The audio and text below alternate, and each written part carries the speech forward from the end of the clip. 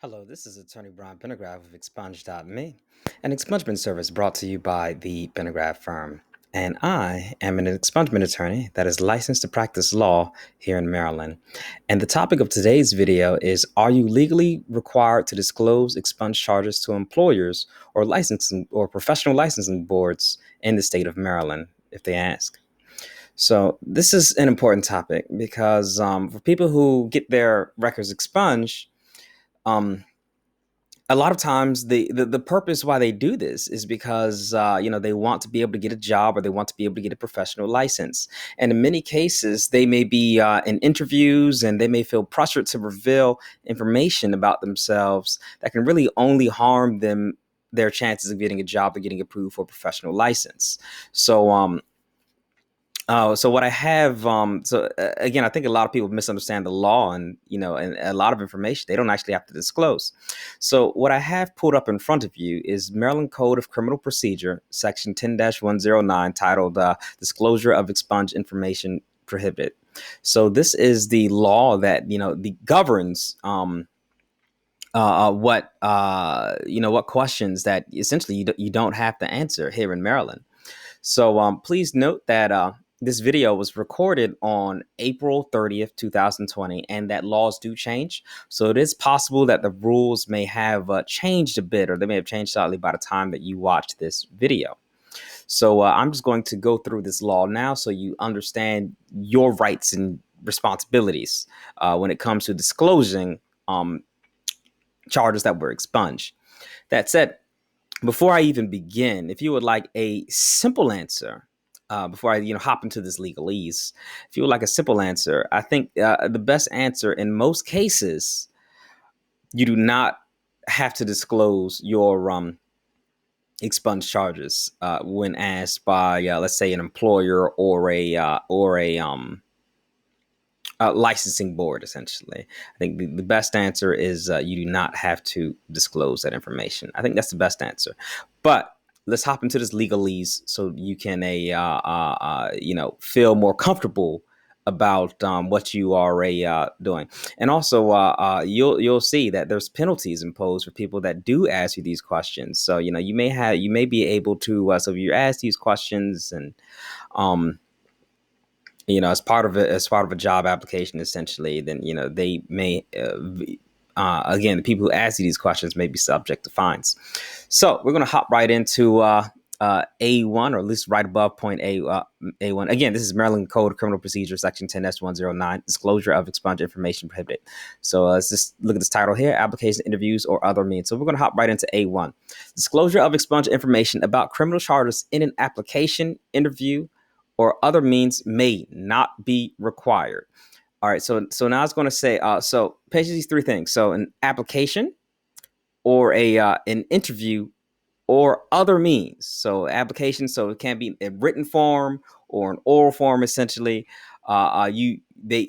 this information cannot be required of you. They cannot even ask you these typical questions in those scenarios. And now in point 1 and 2, you see we're going to mention what those scenarios are. So scenario number 1: by an employer or educational institution of a person who applies for employment or admission. So again, so if you are looking to become an employee somewhere, or if you're looking to applying to an educational institution, so if you're trying to be a student, then they cannot ask you about your expunged charges. All right, scenario number 2: by a unit, official, or employee of the state, or political subdivision of the state, of a person who applies for a license, permit, registration, or governmental service.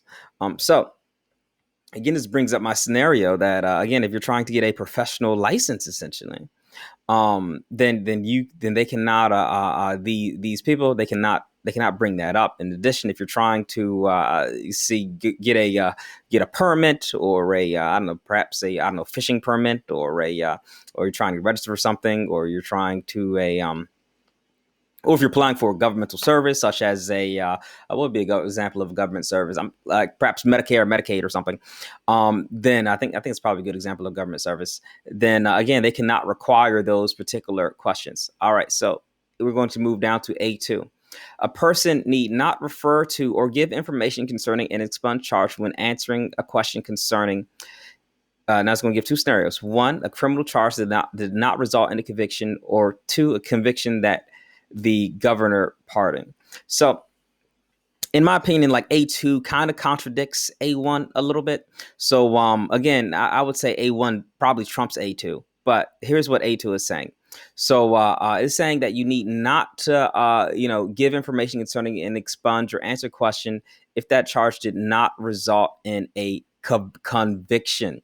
So let's say if your charge did result in a conviction, then are you still required to let's say answer a question? Well, according to this, if you're just looking at A2 alone, then yeah, you are what's it called? You are technically under A2, you'd be required to answer that. But again, take a look at A1, which I think trumps A2. So A1 is saying that that disclosure is, as long as if the information has been expunged, then you don't have to talk about it. So again, I think A1 trumps A2 here. So moving on to let's see, and also A2, I guess point two, a conviction that the governor pardoned. So again, so the conviction that has been pardoned and then expunged after it was pardoned. You don't have to answer that stuff either. So moving on to A3. So refusal by a person to disclose information about criminal charges that have been expunged may not be the sole reason for an employer to discharge or refuse to hire the person, or a unit official, employee, state, or political subdivision of the state to deny the person's application. So what that is saying is that if you do not disclose an expunged charge, and let's say the employer finds out about it later that you did not disclose a particular charge, then that cannot be held against you, or they cannot refuse to hire you because of that sole reason. They may have other reasons, but that cannot be the reason. So moving on to fines and penalties for violations. So B1, a person who violates this section is guilty of misdemeanor and on conviction is subject to a fine not exceeding $1,000 or imprisonment not exceeding 1 year or both for each violation. So again, if employers are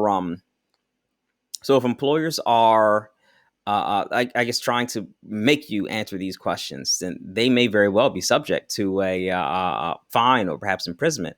So B2, in addition to penalties provided in paragraph 1 of the subsection, an official employee of the state or political subdivision of the state who is convicted under the section may be removed or dismissed from public service. Oh, okay, that's serious. That's serious. So again, if these people are employees of the state and they are I guess discriminating against you, then they can lose their jobs for that. So that's pretty serious remedy, serious violations. So again, so those are your rights if you are being violated against. So again, if you're being asked those questions, or people are trying to get you to disclose this sort of expunged information.